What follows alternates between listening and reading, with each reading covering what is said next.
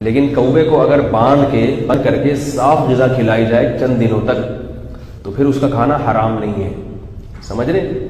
کوا اگر باندھ کے رکھا جائے اور اس کو کئی دنوں تک صاف غذا کھلائی جائے، صاف ستھری غذا، تو پھر وہ حرام، اس کا کھانا جائز ہے. یہ تو وہ ہیں بیچارے جو کہتے ہیں ہم تو ڈگری کر کے فارغ بھی ہو گئے تھے، ہمیں نہیں پتا تھا المحنت میں کیا لکھا ہوا ہے. تو ان کو کوے کا بھی پتا چلا ہوگا.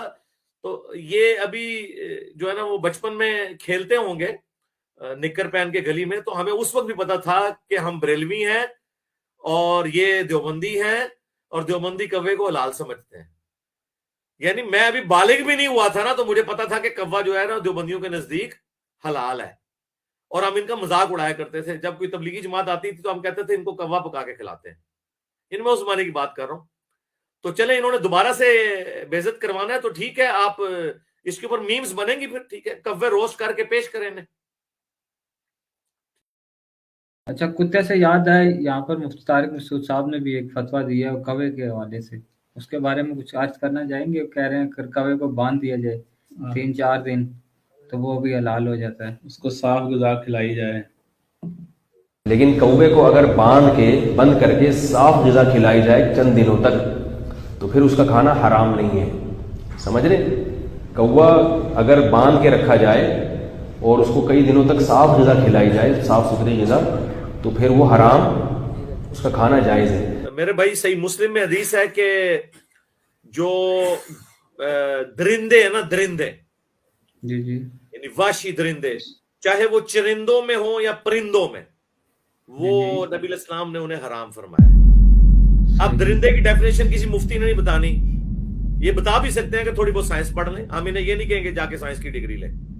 کسی سائنٹسٹ سے پوچھیں کہ کوا جو ہے یہ درندہ ہے یا پرندہ ہے، تو یہ درندہ ہے.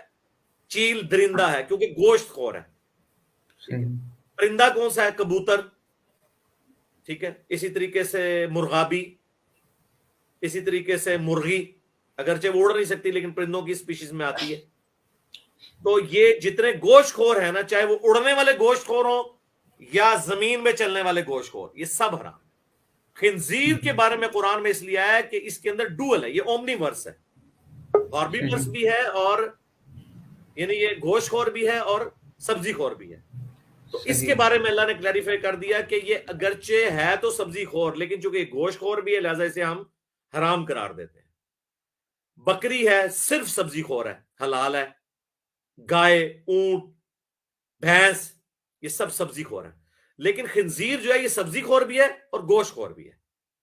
تو اس کو پھر اللہ تعالیٰ نے درندوں کی اس کیٹیگری میں ڈال کے اس کو حرام کر دیا قرآن میں. اس لیے آپ دیکھیں خنزیر کا بار بار ذکر ہے اور نہیں آیا. باقیوں کا ذکر اس لیے نہیں آیا کہ وہ ایمبیگوس نہیں تھا. بہیمت الانام میں اس میں جھگڑا پڑ گیا تھا کہ سبزی خور جب حلال کیے گئے ہیں سارے، تو سبزی خور تو خنزیر بھی ہے. یہ ایک یونیک جانور ہے جو بیک وقت سبزی خور بھی ہے اور گوشت خور سے بھی ہے. تو گوشت خور جتنے حرام ہے، تو کوا اگر ہے تو میرے بھائیوں نے کوے کھلائے نا آپ. یہ تو جب ہم بریلوی تھے نا تو ہمیں تو ان باتوں کا پتہ ہے. لیکن یہ تو وہ ہیں بیچارے جو کہتے ہیں ہم تو ڈگری کر کے فارغ بھی ہو گئے تھے، ہمیں نہیں پتا تھا المحنت میں کیا لکھا ہوا ہے. تو ان کو کوے کا بھی پتا چلا ہوگا. تو یہ ابھی جو ہے نا وہ بچپن میں کھیلتے ہوں گے نکر پہن کے گلی میں، تو ہمیں اس وقت بھی پتا تھا کہ ہم بریلوی ہیں اور یہ دیوبندی ہیں اور دیوبندی کوے کو حلال سمجھتے ہیں. یعنی میں ابھی بالغ بھی نہیں ہوا تھا نا، تو مجھے پتا تھا کہ کوا جو ہے نا دیوبندیوں کے نزدیک حلال ہے.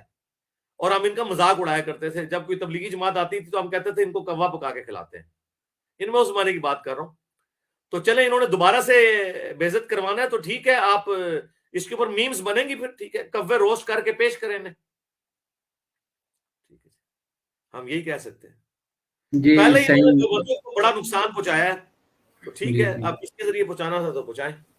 چلے، بہت بہت شکریہ علی بھائی، آپ نے مجھے جوائن کیا. آپ جاری رکھیں اپنا جو کام جاری رکھنا ہے. جی جی، بس ہم دیکھ رہے ہیں آپ کو لائیو انشاءاللہ تعالی. جی جی.